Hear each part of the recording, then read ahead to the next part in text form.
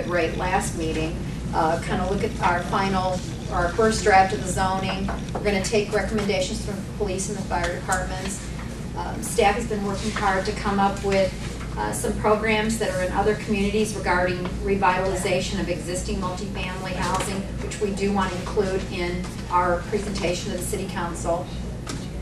At our next meeting, staff is going to have ready some programs for first-time home buyers and ideas that we can possibly incorporate into our recommendations. Staff is also putting together for our next meeting a laundry list to kind of tie all the loose ends together. We've been making a lot of group dynamics and discussion regarding, for example, an architect. When Mr. Williams was here, having architect review plans, we talked about wanting to include that. We talked about discouraging private driveways. We have an awful lot of suggestions that we've made, in our past meetings, so we kind of need to tie that all together and incorporate that into our recommendations to the City Council. So we'll have that ready to look at and decide which ones we actually want to include and not include. And finally, Mr. McDonald will have together an ordinance ready for us to look at and whether recommend or not recommend regarding controlling the quantity of multifamily housing. So we still have a lot to do, but I think we're going to be ready for our presentation on the 18th. So I think right now I'm going to have Dr. Browse kind of tell us. He went over the whole document that we had emailed. He tied up loose ends. He made the language clear. That is his expertise. You are the school district's grant writer and document and I'm not going to expert. Say that I may have took a lot of credit. It's just that I had a chance to take a look at what was sent, and I appreciate having that sent in a format that could be actually tweaked. So I've just got a copy for volunteer. 10 copies. So.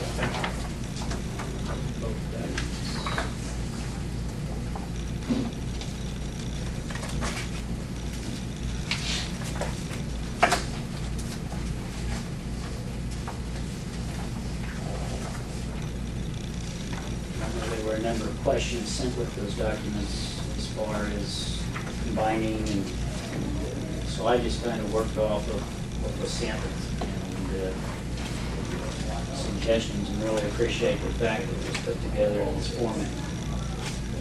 So, this will make it much easier to read. So I guess before we, at this point in time, I guess my question to staff is, I know we went over the zoning document. Is there any other decisions that need to be made regarding the zoning document, or is it pretty much ready to go? We had highlighted some things on the zoning document that were either changes that we had made, or they were things that we ought to discuss. For example, with the zoning document, starting off with intent and purpose. Mm-hmm. That is a very standard definition for intent and purpose. We were unsure if we should elaborate further on that particular part. Most other zoning documents have quite a bit more elaboration with respect to that, and where to go with the intent and purpose of this. I thought we could talk about that a little bit.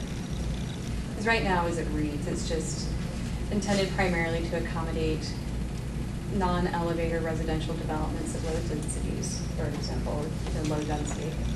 This district is intended to be applied to lands with convenient access to arterial streets and shopping areas. And if you were to look at an intent and purpose from Lee's Summit for a similar theme. What is our current intent in our current code? I didn't bring my code with me. What is our current intent state? Something similar to what's on here? Yes. Yeah. To create these, I basically took the current ones or one from Olathe. So I believe that for the TF, it is that first sentence is what we currently have. Then I added the second sentence, which was, I believe, from Olathe's. In keeping with that, I believe the MF10 and MF14 were simply copied from our current documents. And you'll notice that the MF 14 and MF 18, I believe, are exactly the same wording, except that they changed the. What I understand on the MF 14 and MF 18, it says the district is intended to be applied to lands near the central area of the city. That sounds like something from central business. That doesn't sound like, Yes, that was the reason why I thought they should probably be updated. with yeah, something new. that doesn't seem Yeah. appropriate. And all I did with those statements, I just played with them a little bit. How much consults you got there? And, because I knew that there was some question, I also had a question regarding the reference to the city in terms of if we were talking about specific or we were talking about just a blank. It seemed like that was a fairly customary statement. It's probably in a number of these types of documents. It's that's the way I. Well, and I guess I look at MF 10, and the question that I have is, it can be 3 stories. So if it says non-elevator, what is the reason for the non-elevator term? Well, just because it's low density, so, and they're only going up to 3 stories, or just walk up units.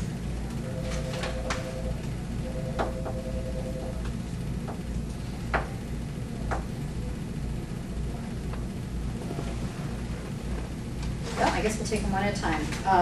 On the intent and purpose for TIA.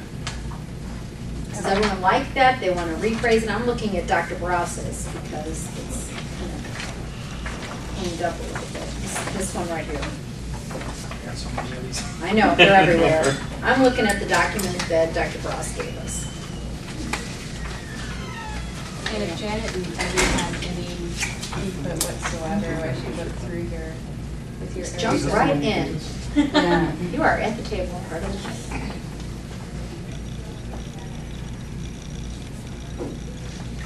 I don't understand why we're getting to the development costs and all that. What is that, I don't understand why we've got that as part of the intent.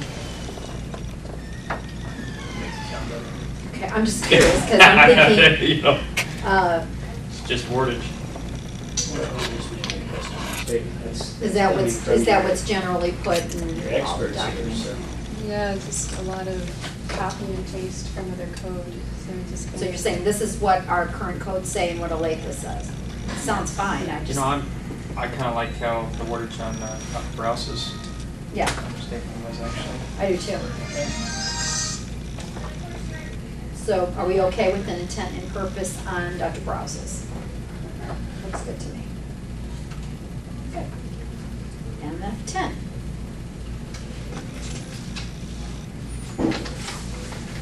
I'm looking at Dr. Brouse's and I like it.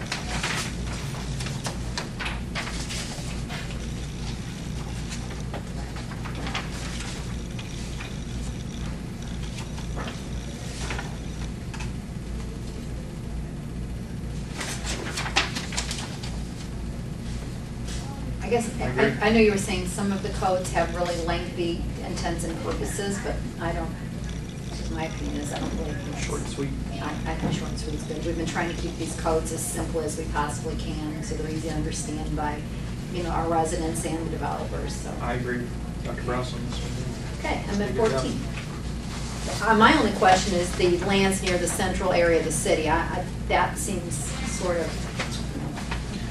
One of the reasons that you would put language like that in, and I don't know if it's the intent here, is that it's typically the central areas of the city that have the infrastructure to support high-density development. Otherwise, you're really looking at putting high-density development in an area that all the infrastructure that leads up to it is inadequate. A case in point is Gibson Ridge. correct. It's all inadequate And to the have high outskirts. density of it. So that's why you put central. I guess I look at central, and maybe I'm thinking the central area, I'm thinking is the downtown area. So Yeah. that sounds like a downtown zoning, but I see what you're saying. You're trying to say it's the core of the city. Maybe there's another way to word rather than Sure. central area. That Well, you could say city core, but that, my question, and that's why I needed more clarification, is, if that's a general term, if you find that commonly used in these types of documents, then you need to change it. Honestly, if you go to different ordinances from different communities throughout, these languages change.